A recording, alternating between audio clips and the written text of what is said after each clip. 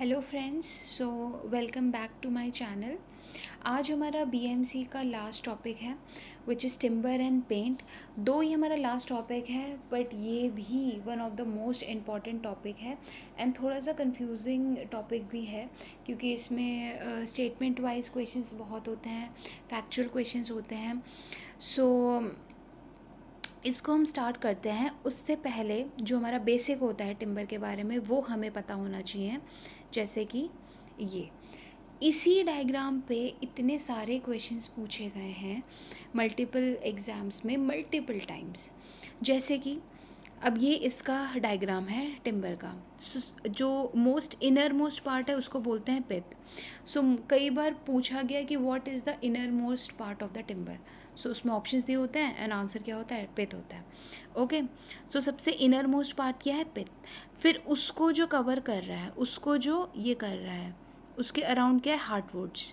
These are heartwoods. Okay, ये आप देख सकते हैं यहाँ पे, ये क्या है, हमारे हार्टवुड्स हैं। टिम्बर के अराउंड क्या है, हार्टवुड है। Okay, then after that heartwood के बाद हमारा क्या आता है, ये हमारा सैपवुड है। हार्टवुड के बाद आता है, this is our sapwood. Okay, then एक आता है कैम्बियम लेयर।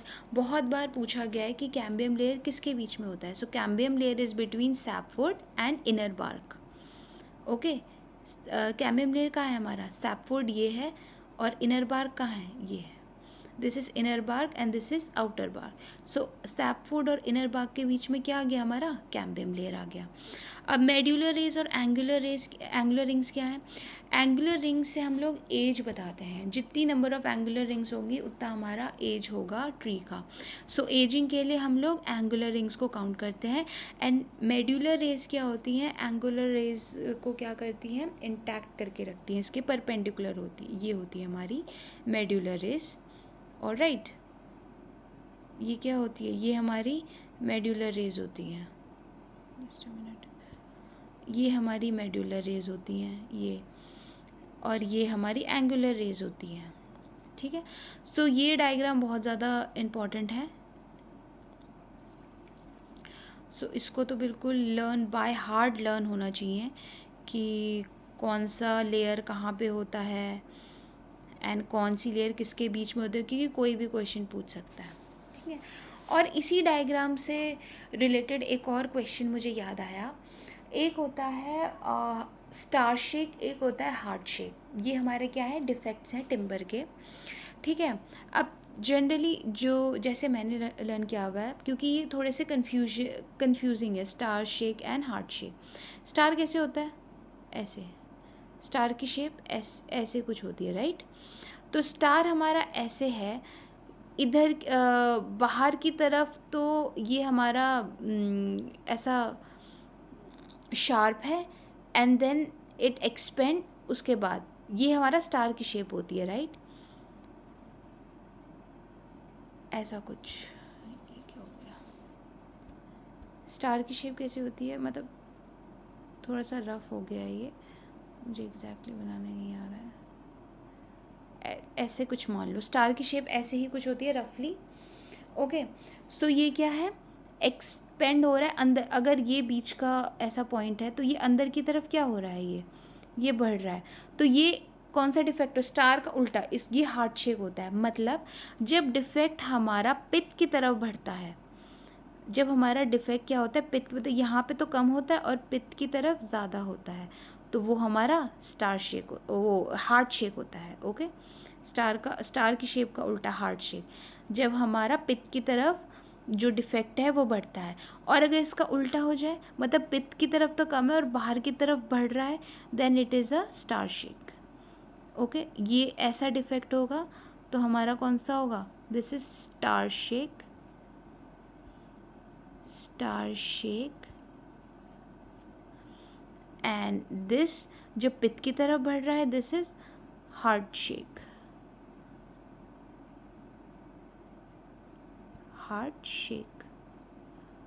ओके, सो ये भी पूछा जाता है कई बार क्वेश्चन कि जो डिफेक्ट है, if it increases towards the pith it is heart shake, and if it increases towards the cambium layer और सैपवुड और outer bark then it is star shake. Okay, so ये तो था बेसिक. अब हम क्वेश्चंस पे आते हैं.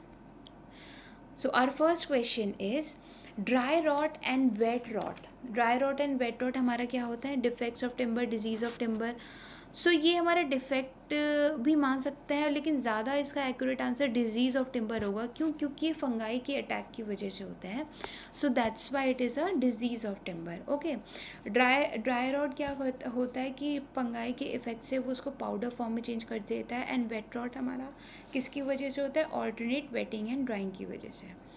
नेक्स्ट, ये भी पूछ सकता है कि डिजीज़ और defect due to alternate wet and drying, तो हमारा वेट रॉट हो जाएगा. A disease which change the timber into powder form, तो हमारा ड्राई रॉट हो जाएगा. सो किसी भी फॉर्म में ये पूछ सकता है. मैंने दोनों ही एक्सप्लेन कर दिए हैं. Next, the wood generally use for railway sleepers. अब रेलवे स्लीपर्स की बात हो रही है तो हमें ऑफकोर्स एक स्ट्रॉन्ग वुड की ज़रूरत है. अब इन ऑप्शंस में देखें, मैंगो, बबूल, बैम्बू, ये हमारे स्ट्रॉन्ग वुड्स तो है नहीं, ये हमारे सॉफ्ट वुड्स हैं, ज़्यादा ड्यूरेबल भी नहीं है. सो इनमें ऑप्शन बी ही होगा. कैल इज़ द, क्योंकि जो हार्ड वुड होते हैं वो हमारे यूज़ होते हैं रेलवे स्लीपर से, लाइक ओक्स हो गया, टीक हो गया, ये सारे. Okay, next, now the IS code the weight of timber is specified at, कितना मॉइस्चर कंटेंट होना चाहिए. सो 10 to 12% होता है जो मॉइस्चर कंटेंट होता है. सो ऑप्शन सी सही होगा. Okay, next, a timber whose thickness is less than 50 mm but breadth is greater than 150 mm. Thickness तो 50 mm से कम है, लेकिन जो ब्रेथ है वो हमारा क्या है? 150 mm से ज़्यादा है. तो एक बोर्ड हमारा कैसे होता है? अगर हम नॉर्मल ब्लैक बोर्ड या वाइट बोर्ड को भी देखते हैं, उसकी ब्रेथ तो बहुत बहुत ज़्यादा होती है, ऐसा कुछ होता है बोर्ड. लेकिन थिकनेस क्या होती है? थिकनेस काफ़ी कम होती है as compare to its breadth. Okay, so ये बोर्ड आएगा. आई गेस इसका आंसर होना चाहिए आप option B, board. Okay, yes, option B होगा. तो थोड़ा सा इससे भी निकाल सकते हैं हम अपने दिमाग में डायग्राम को रख के. जो ऑप्शन है, बोर्ड कैसा होता है? ऑफकोर्स थिकनेस कम होती है, ब्रेथ ज़्यादा होता है, और यही पूछ रहा है कि थिकनेस 50 से कम है and breadth is more than 150. So ये बोर्ड हो जाएगा. ओके, नाउ और भी देखते हैं, क्योंकि पूछ तो कुछ भी सकता है. सो अगर हम बात करें किसकी, अगर हम बोर्ड की बात तो होगी, अगर हम बैल की बात कर रहे हैं, इसकी जो डायमेंशन होगी that is, it is about, जो हमारा क्रॉस सेक्शन होता है that is 50 mm into 50 mm, और जो ये तो इसका क्या हो जाएगा? ठीक है, क्रॉस सेक्शन हो जाएगा. और जो लेंथ है, length is greater than 200 mm. Okay, ये हो जाएगा बॉल के लिए. Now batten is how much? Batten thickness जो हमारी होती है 50 से 100 के बीच में होती है, एंड ब्रेथ की भी रेंज हमारी फिक्स होती है. ओके, कितनी होगी इसकी रेंज? अगर हम थिकनेस की बात करें, थिक हमारा कितना है? 50 to 100 mm. ओके, ये दो थिकनेस होगा. और length is about 125 to 175. Length is about 125 to 175. Okay, और क्या बच गया? बोर्ड का हो गया. अच्छा, प्लैंक हमारा, इसमें थिकनेस भी, thickness is less than 50 and breadth is greater than, thickness is less than 50, मैं शॉर्ट में लिखती हूँ, breadth is more than 50 mm. Okay, so ये हैं, ये सारे हो गए. सो कुछ भी पूछेगा तो हमें सारे आते हैं. Okay, next, consider the following, fibre saturation point in a would is reached when. So fibre saturation point, इस पर तो बहुत बार स्टेटमेंट वाइज क्वेश्चन पूछे हैं. सो ये हमारा क्या है? Free water is removed, cell water is removed, shrinkage wood is rapid and strength gain is rapid. Yes, free water बिल्कुल रिमूव होता है इसमें, लेकिन सेल वाटर रिमूव नहीं होता, वो रहता ही है. Okay, shrinkage of would is rapid and strength gain is rapid. So option A is true. Okay. Next. Which one of the following does not belong to endogenous tree? Endogenous tree कौन से होते हैं? जो अंदर की तरफ grow होते हैं, एंड एक्सोजीनियस ट्री जो बाहर की तरफ ग्रो होता है. सो कौन सा डज नॉट बिलोंग टू एंडोजिन, कौन सा एंडोजीनियस ट्री नहीं है? ओके. कौन सा? कोकोनट हमारा क्या है? कोकोनट की बात करें, सो कोकोनट हमारा does not belong to endogenous. Endogenous जो अंदर की तरफ होते हैं. So teak does not belong to endogenous tree.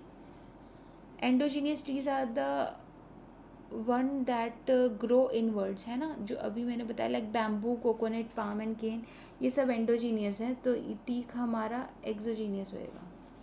Okay. देवदार, पाइन एंड चीर, कैल, टीक, ये सारे हमारे एक्सोजीनियस हैं. Next. Artificial seasoning method that causes timber to become brittle and easy to break. So ये हमारा क्या हो जाएगा? बॉइलिंग, या फिर इसको वाटर सीजनिंग भी बोलेंगे. अच्छा, अगर इलेक्ट्रिकल सीजनिंग की बात करें, इसमें कुछ डिफेक्ट होते हैं. जैसे कि आ जाएगा डिफेक्ट्स में, क्रैक आ जाएगा. क्रैक, इसका डिफेक्ट हो जाएगा क्रैक. ओके. बॉइलिंग या वाटर सीजनिंग में क्या हो जाएगा? ब्रिटल हो जाएगा और ईजी टू ब्रेक. तो इसका ऑप्शन तो हमारा क्या है? बॉइलिंग है. Next. The ratio of modulus of elasticity of wood in the direction perpendicular to the grain to the direction to the grain perpendicular to. अच्छा, अगर हम बोल रहे हैं along the grain, मतलब जिस डायरेक्शन में ट्री ग्रो होता है, that is along the grain, and this is perpendicular to the grain. Okay, this is perpendicular and this is along the grain. अभी क्या बोल रहे हैं? Ratio modulus of elasticity direction perpend, मतलब इस तरफ जो होगी मॉडुलस ऑफ इलास्टिसिटी परपेंडिकुलर, और जो इधर ग्रेन अलोंग द ग्रेन होगी इस तरफ जो होगी अलोंग द ग्रेन, उसका रेशो बताना है. यानी कि EP अपॉन EG, एक तरीके से अगर उसको EG मान ले, perpendicular upon along the grain. Of course perpendicular का जो स्ट्रेंथ होती है, टिम्बर की जो स्ट्रेंथ होती है, अलोंग द ग्रेन ज़्यादा होती है, परपेंडिकुलर तो कम होती है. तो इसकी भी रेंज यही होगी, 1/10 to 1/20 होती है. सो इसमें आ रहा है ये 1/20 to 1/10. सो ये आ जाएगा option A is true. Okay. Okay. Next. To prevent ASU treatment of the timber which is timber is given against. So ये क्या प्रिवेंट करता है? ये टर्माइट अटैक को प्रिवेंट करता है. ओके. एस्बेस्टोस ट्रीटमेंट हमारा फायर अटैक के लिए होता है. सेरेबल भी फायर अटैक के लिए होता है. सो ये हमारा टर्माइट अटैक के लिए होगा. Timber pieces whose breadth and thickness is जिसकी ब्रेथ भी और थिकनेस भी, ब्रेथ हमारा 50 mm से एक्सीड करेगी, but are less than 20 mm से कम होगा. उसकी लेंथ कितनी है? 20 mm से कम होगा. सो वो टिम्बर पीसेस आर स्कैंटलिंग. अभी हमने बैटन बोर्ड पीछे देखे थे, ये हमारा स्कैंटलिंग का एग्जाम्पल है. Next. Which of the following yields soft wood. अब इसमें से सॉफ्ट वुड कौन सा है? शीशम, टीक, साल तो हमारे हार्ड वुड है, हमें पता ही है, और चीर हमारा सॉफ्ट वुड होगा. Next. Between teak and sheesham, अब इसमें स्टेटमेंट दी हुई है, teak is more resistant to white ant and sheesham is more resistant to white ant.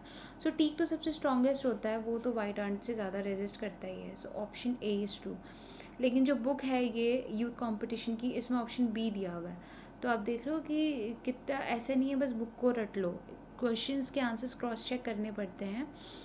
सो वो तो मैंने इजी कर दिया है कि ऑलरेडी यहाँ पे क्वेश्चन इसीलिए ही डाला है. ये तो वैसे सबको पता ही होगा शायद मोस्टली, कि टीक एंड शीशम दोनों ही हार्ड वुड है, स्ट्रॉन्ग वुड है, लेकिन ज़्यादा रेजिस्ट कौन करता है? तो थोड़ा सा कन्फ्यूजन पॉइंट आता है ये. सो ज़्यादा रेजिस्ट टीक करता है एज़ कम्पेयर टू शीशम. Okay. Option A true. Next. अब ये मैच द फॉलोइंग है. सो कल्चरल इम्प्लांट के लिए हम क्या यूज़ करते हैं, एंड बोट्स के लिए, रेलवे स्लीपर्स के लिए. सो कल्चर के लिए तो हम बबूल यूज़ करेंगे, babul wood. Okay. This. So A का 1 का हो जाएगा C. Okay. Then for boat we use, boat तो हमारे बिल्कुल स्ट्रॉन्ग उससे होना चाहिए. सो टीक हो जाएगा D. Railway sleepers are of jack. Okay, 3 का हो जाएगा A. And musical instrument is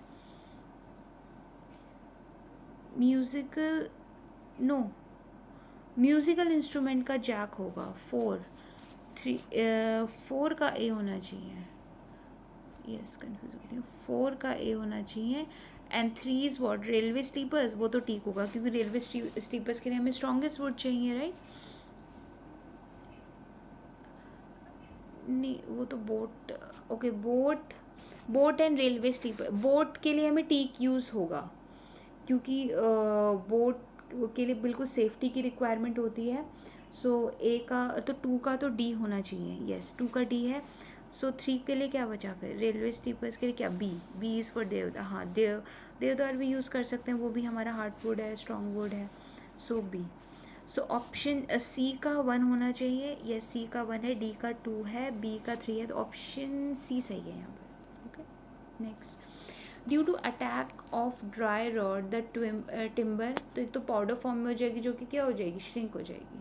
next. A soft negative growth that forms in wood under damp condition is called. Soft negative growth तो ये नॉट होती है, not ही ऐसी growth होती हैं जो ग्रो करती हैं. Next. A short log of 1.25 metre और less length is known as bolt. Option C. Next. अब स्टेटमेंट वाइज है. लाइक फर्स्ट स्टेटमेंट क्या है? Compact timbers have high specific gravity up to 1.3 and are stronger than other timber. बिल्कुल सही बात है. Impregnation of resin and special curing method adopted to develop the compact timber. That is also true. So option A is true. दोनों की statement बिल्कुल सही है. Next question. Plywood is made up of. So bamboo fibre, teak wood only, common wood, asbestos. So teak wood से बनता है, लेकिन option भी गलत क्यों? क्योंकि उसने ओनली ऐड कर दिया. सिर्फ टीक वुड से नहीं बनता है. सो जो इसका बिल्कुल करेक्ट आंसर होगा that is common timber. Next. A rectangular specimen normally used for carrying out the specific gravity test on a timber. Dimensions क्या होंगे उसके? That is 5:5:15 centimetre. Next. Option A सही है. Next. Which of the following is not an objective of seasoning timber. क्या objective नहीं है? पहला देखो, reduction of shrinkage and warping. Yes. Reduction in weight तो होता ही है. इंक्रीज स्ट्रेंथ, ये भी होगा. Reduction of natural defect of timber. अब ये नेचुरल डिफेक्ट को तो नहीं रिड्यूस कर सकता. सो ये इसका नहीं होगा. Okay, so option D. Next. shear strength of timber depends on which of the following. shear strength depend करता है लिनन एंड फाइबर्स पे. Next. Next is what? Which one of the following is not a preservative of timber. कौन सा timber का preservative नहीं है? तो सोलिगम salt है, केमिकल सॉल्ट है, केरोसॉइट है. सॉल्यूशन ऑफ बेरियम ऑक्साइड नहीं है. It is not a preservative of timber. It is used as a precursor to other barium. ये barium compounds के लिए ही यूज़ होता है. So timber का इसका कोई लेना देना नहीं है. Next. A specified IS 3084 average modulus of rupture of flat pre-stressed 3-layered grade 1 pre-laminated board particle. So कितना होगा इसका average modulus of rupture? It is 15 Newton per mm square. Okay. Okay. Next. अब पेंट्स के कुछ questions हैं. The paint. यहाँ तक हमारा टिम्बर पूरा ख़त्म हो गया. सो ये जो टिम्बर के क्वेश्चंस थे ये आपको मोस्टली किसी भी चैनल पे कहीं पे भी नहीं मिलेंगे. सो अगर किसी को बिल्कुल बाय हार्ड एंड बिल्कुल डीप में जाके पढ़ना है तो उसके लिए ये बहुत ज़्यादा हेल्पफुल है. बाकी जो बेसिक क्वेश्चंस होते हैं कि example of hardwood and softwood, ये सब तो बेसिक एग्जांपल हैं, पर वो भी मैंने दिए हैं जो प्रीवियस अगर आप देखेंगे वो भी उस टाइप के क्वेश्चंस भी मैंने लिए हुए हैं. So yes. तो अब हम करेंगे पेंट्स के क्वेश्चन. सो फर्स्ट क्वेश्चन है paints are more resistant to fire. तो ये कौन से पेंट्स होते हैं जो रेजिस्टेंट टू फायर होते हैं? They are asbestos paints. Okay, option C.